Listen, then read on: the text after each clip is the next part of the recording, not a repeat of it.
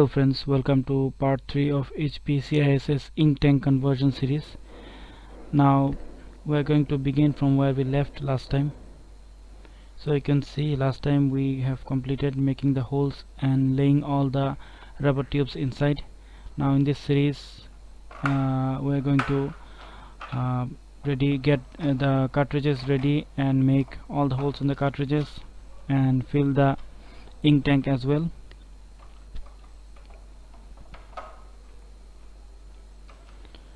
So you can see I have prepared the rubber tubes and I have pulled the rubber tubes outside so that I can get the elbows and join everything on the tip of the rubber hose or the rubber tube and make the necessary holes on the cartridges as well. So you can see these are the two cartridges. So there are actually four rubber tubes in the ink tank. You can see from black to magenta, left to right. So the same series here, from left to right, from black to magenta, black, yellow, cyan and magenta. So I'm going to remove the stickers.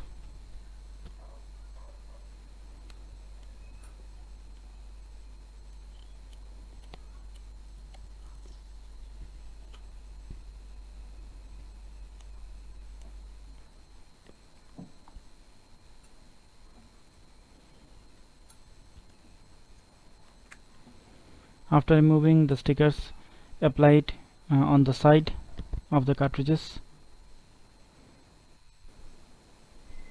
Now you can see the kit came with only 5 plugs, whereas I need 7. So I'm going to use a glue gun to make the plugs, and I'm going to use this hand drill to make the additional holes, 2 holes for each color. So you can see the magenta has only 1 hole. I'm going to make another one, and in the black cartridge you can see it has 5 holes.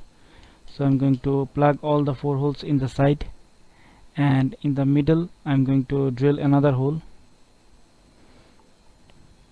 so that I can use that hole to let the ink go in. So this is the glue gun that I'm going to use to plug it.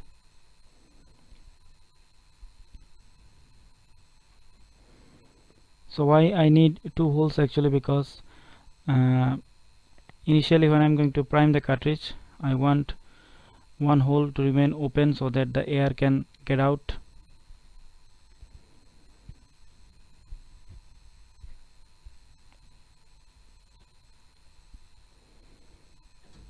So you can see I have already drilled the holes, and you can see these elbows came with a rubber bush type thing which seals actually the surroundings of the elbow.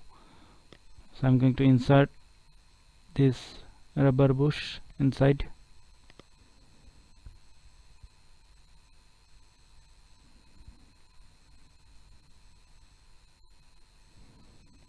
and you can see the remaining holes I'm using the plugs.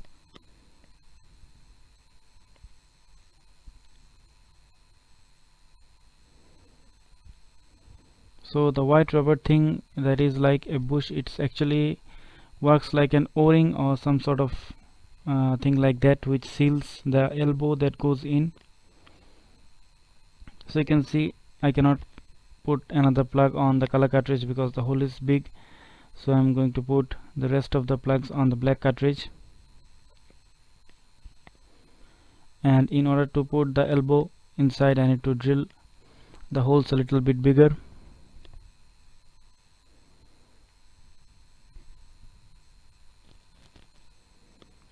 So you can see 1 hole left here and 1 hole left on the color cartridge. So you can see here I'm making the hole a little bit bigger for the elbow joints.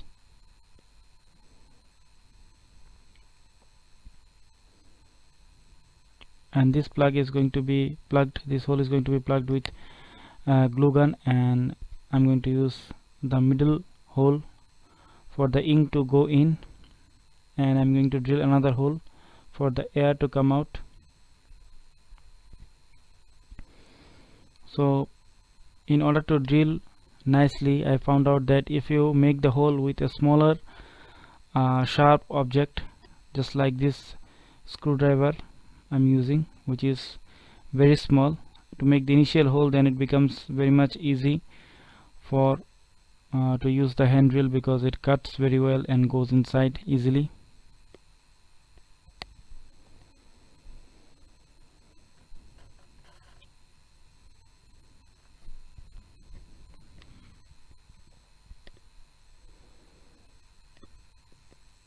So you can see it's done. Now these are the elbow plastic elbows with the rubber bush inside it, this o-ring type thing.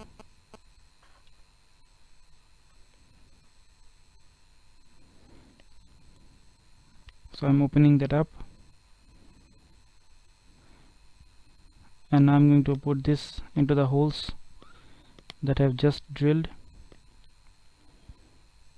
So sometimes it becomes tight, so it becomes a little bit difficult to put in. So you can see I'm using here a knife to smooth the edges.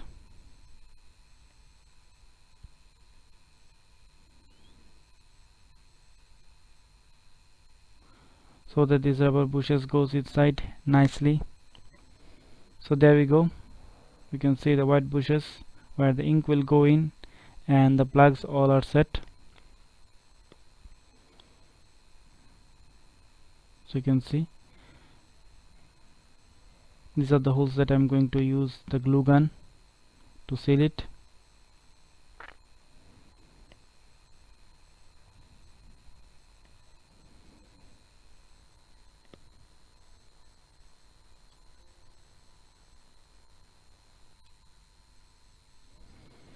Now I'm going to fill the ink tank. You can see these are all the 100 ml bottles. So first I'm going to pour in the black. So always shake the bottle before pouring it in.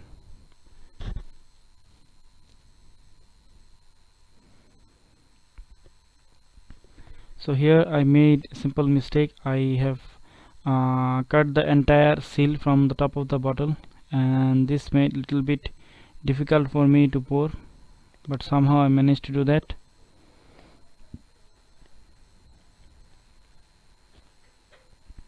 The best way to do it is making tiny holes on the top of the seal. So you can see here the ink is already started flowing in the tube.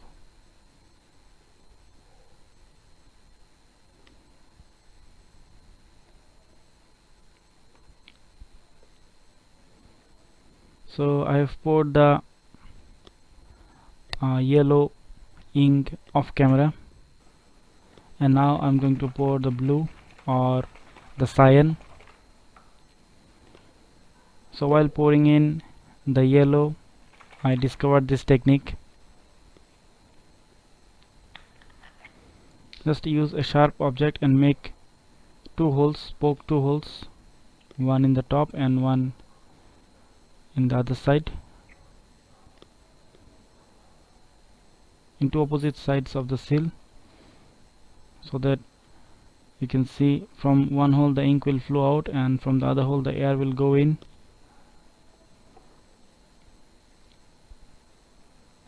And it becomes much more easy without spilling any ink here and there.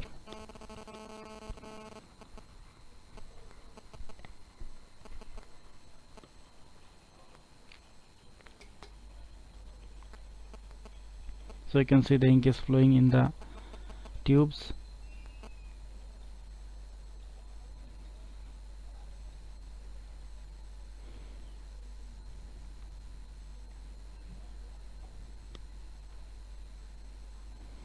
So I'm going to wipe nicely so that there is no ink spilling over.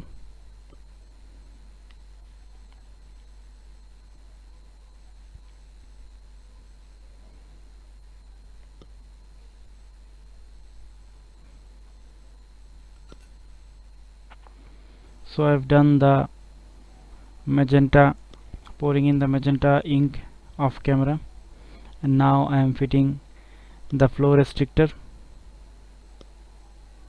It came with a double-sided tape, so it becomes easy to fit it in. So always remember that while moving the printer and the ink tank, always engage or lock this flow restrictor, because if the ink tank goes higher than the printer or the ink cartridge, then the ink cartridges are going to overflow.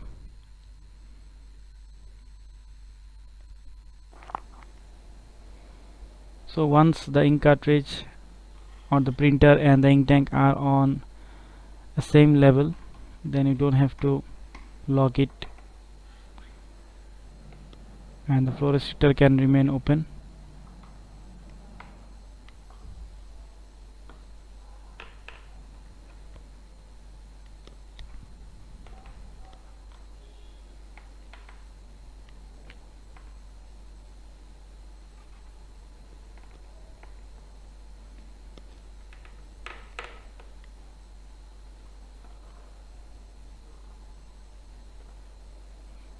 So now I can say it's done.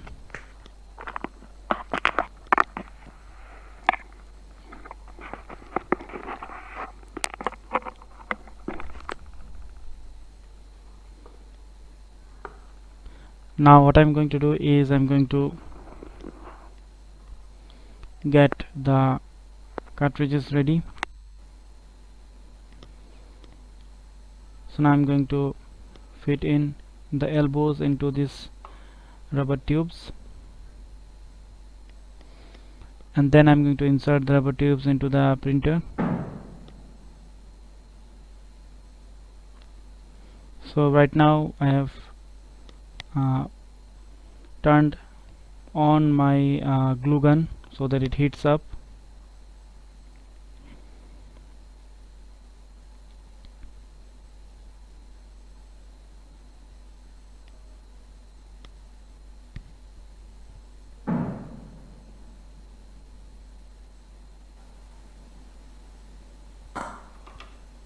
So you just heard the short circuit sound of my glue gun.